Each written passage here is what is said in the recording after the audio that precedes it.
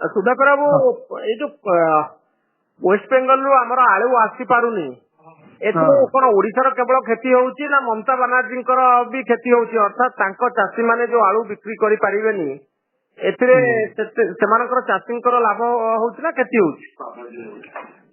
ଆମକୁ ଯେତିକି ଜରୁରୀ ଅଛି ଆଳୁ କିଣିବା, ତାଙ୍କୁ ସେତିକି ଜରୁରୀ ଅଛି ଆଳୁ ବିକିବା।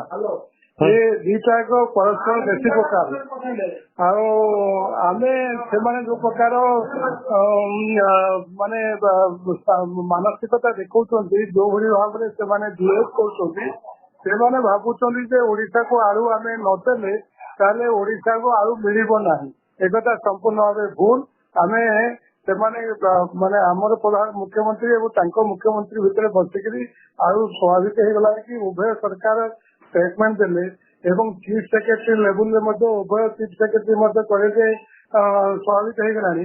କିନ୍ତୁ ତାଙ୍କର ସରକାରୀ ଅଫିସର ମାନେ ଯୋଉଭଳି ଭାବରେ ପଇସା କଲେକ୍ସନ କରୁଛନ୍ତି, ସ୍ଥଳ ବିଶେଷରେ ମିସବିହେଭ୍ ଦେଖୁଛନ୍ତି, ସ୍ଥଳ ବିଶେଷରେ ମଧ୍ୟ ଡ୍ରାଇଭର ମାନଙ୍କୁ ବାଡେଉଛନ୍ତି ମଧ୍ୟ, ମାଡ ମାରୁଛନ୍ତି ମଧ୍ୟ।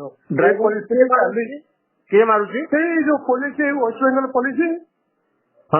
ତ ये जो परिस्थिति अच्छी, ये परिस्थिति के आमे गतकाली आमे सरकार दृष्टि को आनिथिलु, आलोचना करिथिलु। ये जो समस्या होची, समस्या रे गोटे अल्टरनेटिव बात हम पाखे अच्छी, यूपीरू आमे आलू आनिवा। सेही हिसाब में परदिन प्राय 5 गाड़ी आलू आसला। काली 3-4 गाड़ी आलू आज आसला। आज 2-3 गाड़ी आसी पहुंची सारी, आउ 2-4 गाड़ी आसवार अच्छी यूपीरू। एवं ये जो घटना घटिला पर वेस्ट बेंगल में बर्तमान मीडिया यहाँ बहुत आलोचना होती, कारण तांकर भी यदि ओडिशा को जो आलू आसूची, से आलू यदि ओडिशा को न आसे ताले से आलू कुआडे जीव ना, कौन स्टेट ताकू ग्रहण करबनी। तेणु जी आमर गुरुत्व अच्छी, ताठू बेसी गुरुत्व अच्छी तांकर बेसी जरूरी अच्छी। तेणु आम जब आलू न आने से सफल हे, से समस्या हम।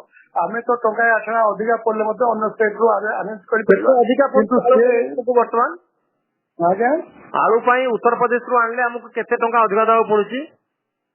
जी मैक्सिमम 50,000 रू 1 टंका अधिका पड़ो। हाँ अच्छा, ये वेस्ट बेंगल सहित कौन आम कथा पूरा बंद हो जाइए? आलोचना चलुनी? नहीं देखो, जहाँ सरकार कहया कथा से कहले आम जी कहया कथा बहुत से कहलु, से सहमति प्रकाश कले हाँ आम स्वाभाविक कर सारूँ। से जो भाई स्वाभाविक कले ना, तेणु आम ये पदक्षेप नेबा बाध्य हलु। द्वितीय कथा हूँ आपण जानकर जानवे आसाम बर्तमान वेस्ट बेंगल आलू न नहीं सी यूपी रू आलू आणुंट, कारण आसाम अनुरूप से पैसा कलेक्शन करने लगे। आम पाखे जदियो आम पाखे सठिक तथ्य ना, सेमती कौन से अथराइज तथ्य आम पाखे ना, ये पैसा जो कलेक्शन होकर माने पार्टी फंड जाऊँगी शुणा मिलूँ। तेणु ये सब दृष्टिकोण आम देखिलु ये न आणिक आम से आने सुविधा हम। वर्तमान समय आलू पश्चिमबंग आने संभवपर नुहे। नहीं आम मेसेज देवा चाहूँ जे तमें आलू नदेले आम अन्यठू आलू आणिक चलई पारू।